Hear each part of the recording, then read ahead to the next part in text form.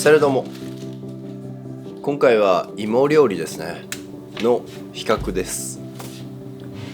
というわけで、早速ねやっていこうと思います。マッシュポテトですね、芋のピューレなんて言ったりもするんですけど、それのねちょっとやり方2つぐらい紹介しようと思います。一つは比較的、家とかでよくあるようなスタイルだと僕は思ってやるんですけど、マッシュポテトで、もう一つは、レストラン仕様というか丁寧に作って、どういうところにポイントを置くかみたいな感じでやっていけたらと思います。まずは簡単な方からやっていきます。おうちマッシュポテトなるもので、使う芋はメイクイン、男爵とかでもいいんですけどね、メイクインの方が個人的には好きなんで、こういうマッシュさせたりとかするやつは軽く水で洗います。で、皮をね剥いていきます。皮剥いた方がね火は入りやすいですしね、こういうね皮剥く時もね適当に剥くんじゃなくて、なるべくこう一発でこのピーラーの刃を使って剥いてった方が芋にダメージが少ないんじゃないかなとか思ったりもしますけどね。でこれも、さらにね火が入りやすいように、細かくカット。だいたいこれぐらい1センチぐらいだったら結構すぐ火入るんじゃないですかね。それで、ひと塩一応しますね。中火でね立ち上げて、だいたいね今もう沸いてきましたよね。なんで、弱火寄りの中火かな炊いていきます。5分から10分もすれば火入ると思います。今10分ぐらい経ってもう完全に火入ってますね。スッと包丁が刺さる状態なんで。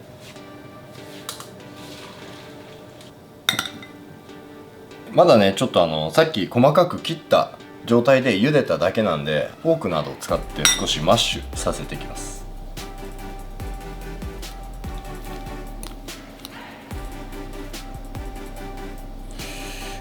こういうじゃがいもに潜んでる粒みたいなのを見つけたら外した方がいいです。ここから牛乳とかバター入れて味付けですね。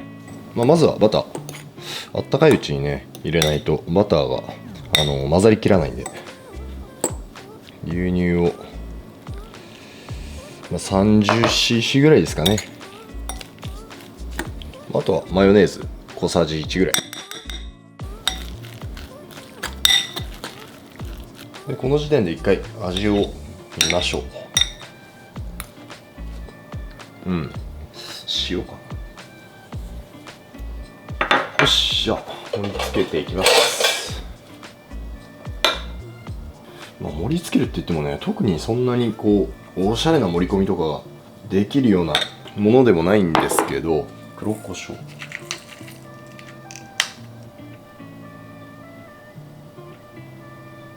いただきます。美味しい。普通に美味しい。美味しいんだけど、マッシュしきれてない部分のつぶつぶ感とかこうモソモソ感、気になるほどじゃないですけど、そういったところはやっぱどうしてもありますね。すごい水が欲しくなるような。多分これ最初の塩が控えめだから、芋の素材感っていうのがいい意味でできれてないような気もするんですけどね。やっぱ後から塩するとね、どうしてもこう塩単体がね際立っちゃうような感じがするんですよね。個人的には馴染みやすい美味しさっていうのが、一番じゃないかな。よし、じゃあ次はちょっとね手間をかけた、マッシュポテトの作り方でやっていきます。これはねもう洗った状態までは同じです。で今度は、皮付きのまま下茹でしていきましょう。この今使った水に対してだいたい 3% ぐらいですね、塩は。でこう沸いてきたんで、ここからね温度落として、もうほんと沸くか沸かないかぐらい静かに、茹でていきます。時間はかかるんですけどね、これ結構大事なんじゃないかなって思ってて、あんまりこうボコボコ沸かしてじゃがいもが崩れ始めちゃったりすると、一気にねそこでまた水吸いますから、そうするとね皮付きでやってる意味があんまりなくなるような気がしてて、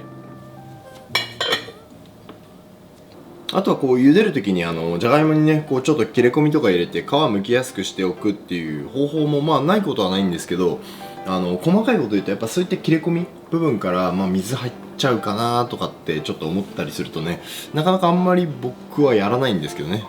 トマトとかの湯むきの時はねやっぱどうしてもやるんですけど、その方が圧倒的に剥きやすいんで。ちょっとね熱いんですけど、熱いうちに皮むいちゃった方が剥きやすいんで、熱いうちに皮むきます。これね紙とかで持っておけば多少熱くても我慢できるんで。あちー。じゃあ剥けたんでこのまま、裏ごししていきます。こういうよくあるやつでいいですね。この裏ごしするやつで、裏側にラップとか引いてあげるとあんまり散らからないんじゃないかと思いますけど、こうカードとかでやればいいと思うんですけど、木べらでも全然大丈夫です。コツなんですけど、あんまりねこう引かない、ネバネバしちゃうんで、こういう風に引いちゃうとなるべく、押すような感じ、手数をねあまりかけないでこう下にこすような感じ、ただ押す力が今度は強くなりすぎてこの網がね壊れちゃったりとかもするから、そのパワーバランスは大事ですね。これでね裏ごせたんで、やっぱね絶対的に熱いうちにどんどんやっちゃった方がいいですね。これ全部使うとちょっと今回多いんで、そうだな、半分の 150g ぐらい使って、それに対して、牛乳とバターを測って入れていきます。まずは牛乳 150g の芋だったら、牛乳はだいたいそうですね 50cc から70cc ぐらいですかね。でこれをしっかりと温めていきます。ここでも少しひと塩で、沸いたんでじゃがいも加えていきます。これでだいたい 150g ぐらいで、ここから気をつけたいのは鍋底に当たりやすい、焦げやすいんですよ、じゃがいも牛乳と加わって。だから温度管理がね結構大事ですね。しっかり合わせましょう。で火加減は、焦げないようになんでごく弱火です。これ IH だからそういったね管理がしやすいんですけど、直火の場合だと意外とね弱くしてても焦げやすかったりするんで、そこをちょっと注意が必要ですね。そしたらバター加えていきます。ちょっとずつ、何回かにね分けて一気に入れちゃうと分離しやすくなるんで、冷めて粘りが出る前にバター油脂を加えるとじゃがいもの特有の粘りっていうのがあんまり出ないんじゃないかな。で、しっかりと溶けきったらまた次のバター加えます。このバターの量っていうのは、だいたい 75g ぐらいから、100g ぐらい目指してやりますね。だけど、場合によってはじゃがいもと同量ぐらい入れる場合もあります。これは本当じゃがいもの、その時の、質によるかな。こういったね泡立て器とか使って、乳化させていきます。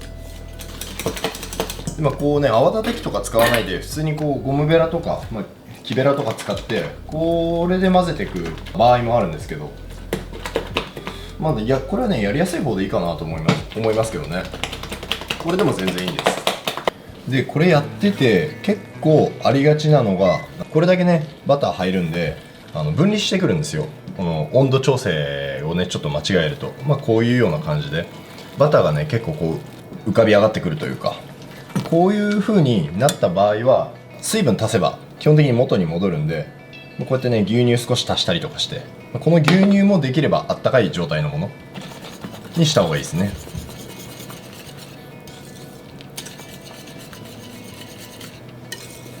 一応味見結構味はいい感じに決まってる。最後のちょっとひと塩だけちょっともう一仕事残ってて、これをねさらにもう一回パッセっていうんですけどね、パッセします。このね手間がね結構大変なんですけどね、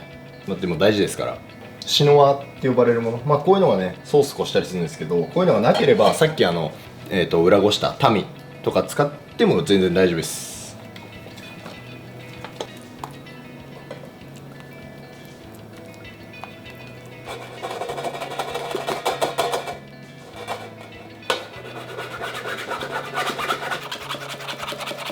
で再度これを火にかけて盛り付けていきます。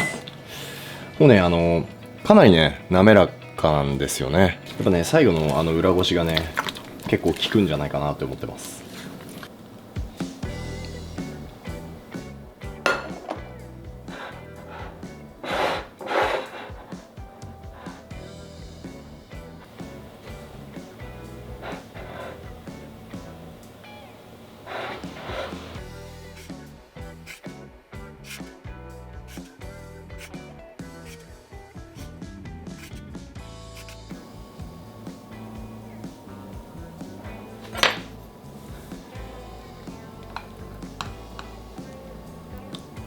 いやふわっとねスプーンが入る感じ。